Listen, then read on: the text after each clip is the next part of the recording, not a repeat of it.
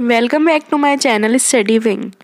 In this video, we are going to discuss how to make resume, how to write a good resume, क्या करना है, क्या नहीं करना, design, templates, everything.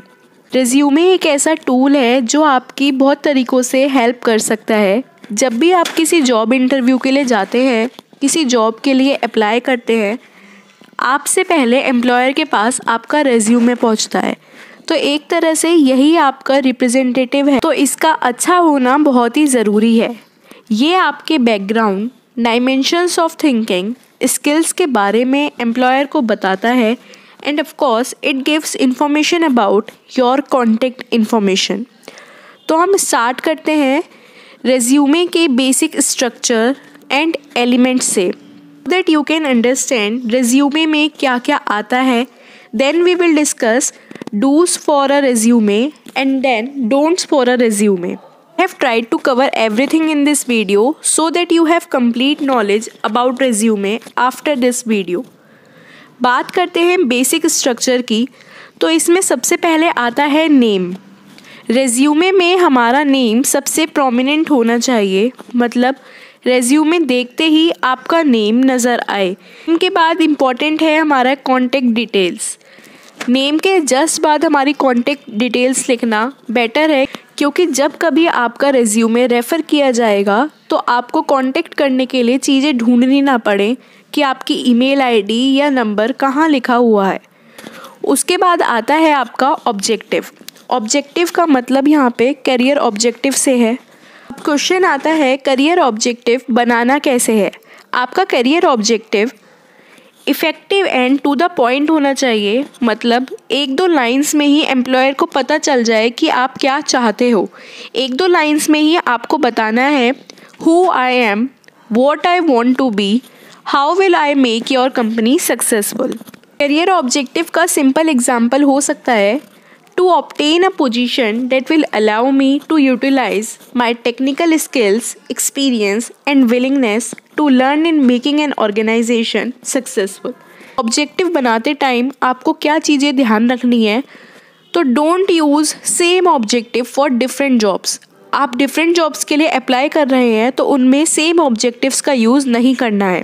Relate your objective to the particular job, use some words from job description to grab the attention so that employer can build relation of your objective to the job. के बाद हमें क्या करना है, अब आप ये देखो कि रिक्रूटर के पास बहुत सारे रेज्यूमे होते हैं, तो वो आपके रेज्यूमे में पहले क्या इंपॉर्टेंट देखना चाहेंगे। तो अगर आप फ्रेशर हैं तो आपके लिए इम्पॉर्टेंट है एकेडमिक डिटेल्स। तो ऑब्जेक्टिव के बाद आपको ऐड करनी है आपकी एकेडमिक डिटेल्स, जिसमें आप अपने स्टडीड सब्जेक्ट्स, उनके स्कोर्ड मार्क्स सब कुछ ऐड कर सकते हैं। लेकिन अगर आप एक्सपीरियंस्ड हो, कहीं काम कर रहे हो या कर चुके हो, तो रिक्रूटर के लिए इम्पॉर्टेंट हो जाता है आपके experiences, place of work, skill set, performance and achievements. यहाँ पर आप अपनी एकेडमिक डिटेल्स को पीछे रखकर अपने एक्सपीरियंसेस को शेयर करना ज़्यादा बेटर समझ सकते हैं। That will be more important to the employer. इसी में आप नेक्स्ट स्टेप पर ऐड कर सकते हैं अपनी प्रोफाइल। इसमें भी दो केसेस हैं, एक्सपीरियंस एंड फ्रेशर।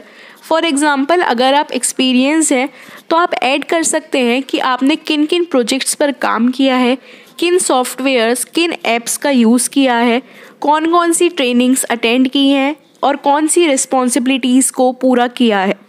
इसके बाद आते हैं स्किल सेट पर। स्किल सेट मतलब ऐसी स्किल्स जिससे एम्प्लॉयर आपको जज करते हैं कि आप जिस जॉब के लिए अप्लाई कर रहे हैं उसके लिए रिक्वायर्ड स्किल्स आपके अंदर हैं या नहीं। इसी में आप ऐड कर सकते हैं अपने कुछ अवार्ड्स एंड अचीवमेंट्स की डिटेल्स। अगर आपको कोई अवार्ड्स के बारे में भी डिस्क्रिप्शन नहीं देना है या कोई अवार्ड्स नहीं है, अचीवमेंट्स को ज़रूर ऐड करें। ये अचीवमेंट कोई भी छोटी से छोटी और बड़ी से बड़ी अचीवमेंट हो सकती है, चाहे वो स्पोर्ट्स में हो, एकेडमिक्स में हो या कहीं और किसी कंट्रीब्यूशन में या फिर कुछ भी, लेकिन आपको अपनी अचीवमेंट्स को ऐड करना ज़रूरी होता है। इसी के साथ आप यहाँ पे अपनी कुछ पर्सनल डिटेल्स भी ऐड कर सकते हैं, जिससे एम्प्लॉयर आपको पर्सनल लेवल पर भी जज कर सके। इसमें आप अपनी strength, hobbies, date of birth, spoken language जैसी चीज़ों को इंक्लूड कर सकते हैं। तो ये था बेसिक स्ट्रक्चर। अब आते हैं कुछ टिप्स की तरफ। Do's for a resume. Do's का मतलब कि हमें क्या क्या करना है अपने रेज्यूमे को बनाते टाइम। तो इसमें फर्स्ट पॉइंट है यूज़ कीवर्ड्स। सबसे पहली बात आती है कीवर्ड्स होते क्या हैं। Keywords are some words that recruiter use to refer the resume. So the use of keywords give the resume professional look.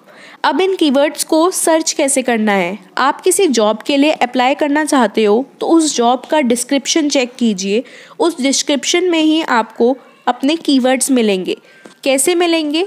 उस डिस्क्रिप्शन में आपको कुछ स्किल्स के बारे में बताया गया होगा या फिर कुछ इंपॉर्टेंट पॉइंट्स दिए गए होंगे जो आपके अंदर होने ज़रूरी हैं। वही आपके लिए काम करेंगे कीवर्ड्स का। Including keywords give more visibility to the resume. Next point is avoid paragraphs. Paragraph की जगह बुलेट पॉइंट्स का यूज़ करना है। That will make your resume more presentable. Third point is backup with qualities and strength. आप अपनी achievements को qualities and strength के साथ डिस्क्राइब कीजिए। इसको एक एग्जाम्पल की हेल्प से समझते हैं। यहाँ पे 2 सेंटेंसेस लिखे हुए हैं और दोनों को ही कुछ अलग अलग तरीके से लिखा गया है।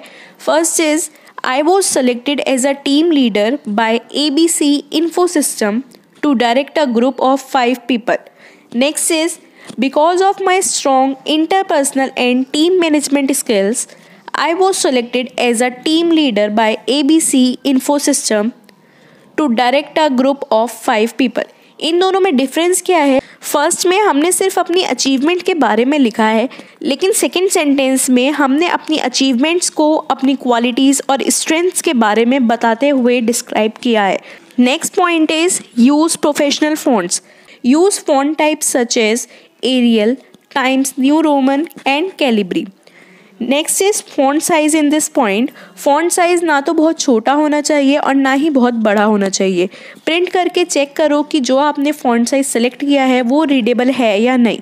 You can use the size 12 if you are using the above mentioned font types. Next point is printing. Avoid the photocopies. Have multiple print outs for your resume to apply for different jobs. अब कुछ don'ts की बात कर लेते हैं कि जिन चीज़ों का यूज़ आपको नहीं करना है अपने रेज्यूमे में। So the first point is don't use coloured paper. को रेज्यूमे के लिए कलर्ड पेपर्स का यूज़ नहीं करना है, लेकिन अगर आपका फील्ड ऐसा है कि आप क्रिएटिव राइटर हो, ग्राफिक डिज़ाइनर हो तो ये चल सकता है। But for professional job it should be A4 white coloured sheet. Next point is don't use jargons और स्लैंग्स। जार्गन्स का मतलब है कुछ ऐसे वर्ड्स या कुछ शॉर्ट फॉर्म्स जो आप बोलते हो, यूज़ करते हो, लेकिन वो कॉमन नहीं है। तो इससे क्या होगा, अगर आप यूज़ करते हो लेकिन एम्प्लॉयर उन वर्ड्स को यूज़ नहीं करते हैं तो उन्हें समझने में कोई प्रॉब्लम हो सकती है, मिस इंटरप्रिटेशन हो सकता है। तो आपको कोशिश करनी है कि आप ऐसे वर्ड्स यानी जार्गन्स का यूज़ ना करें अपने रेज्यूमे में। Next point is don't include irrelevant और नेगेटिव इन्फॉर्मेशन। आपको अपने रेज्यूमे में कोई भी अपनी नेगेटिव इन्फॉर्मेशन नहीं डालनी है। नेगेटिव इन्फॉर्मेशन मतलब सपोज़ आपकी कोई वीकनेस है तो वो वीकनेस आपको अपने रेज्यूमे में कभी मेंशन नहीं करनी है, क्योंकि ये बात हमने पहले भी डिस्कस की है कि आपसे पहले किसी भी जॉब के लिए आपका रेज्यूमे पहुंचता है। तो जब एम्प्लॉयर आपके रेज्यूमे में आपकी उस वीकनेस के बारे में जानते हैं तो वो आपसे उसका रीज़न पूछना ज़रूरी नहीं समझते और ना ही इतना टाइम होता कि आप उसको एक्सप्लेन कर पाओ। So it will give the negative impact on the employer. Try not to put any of your weakness or negative information in your resume. Next point is don't copy from internet. Recruiter के पास एक दिन में बहुत सारे resume आते हैं जिनको उन्हें स्टडी करना होता है। इतने सारे रिज्यूमे पढ़ने के बाद उनको अपने आप ही पता चल जाता है कि कौन सा कॉपी किया गया है और कौन सा जेन्युइन है। तो आपको ट्राई करना है कि आप अपनी जो भी डिटेल्स डालते हैं वो जेन्युइन हो, वो कहीं से कॉपी ना की गई हो।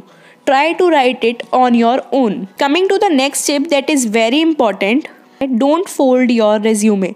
जब भी आप किसी इंटरव्यू के लिए जाते हो तो आपको अपना रेज्यूमे किसी फाइल या फोल्डर में कैरी करना चाहिए। So in this video we discussed about the basic structure of a resume, do's for a resume and don'ts for a resume. Now coming to a very important point to all of you, I have attached the link of a document with this video from where you can get the multiple resources to make your resume. Check the description box for the link. Hope you like the video. Please like, share and subscribe the channel. Thank you.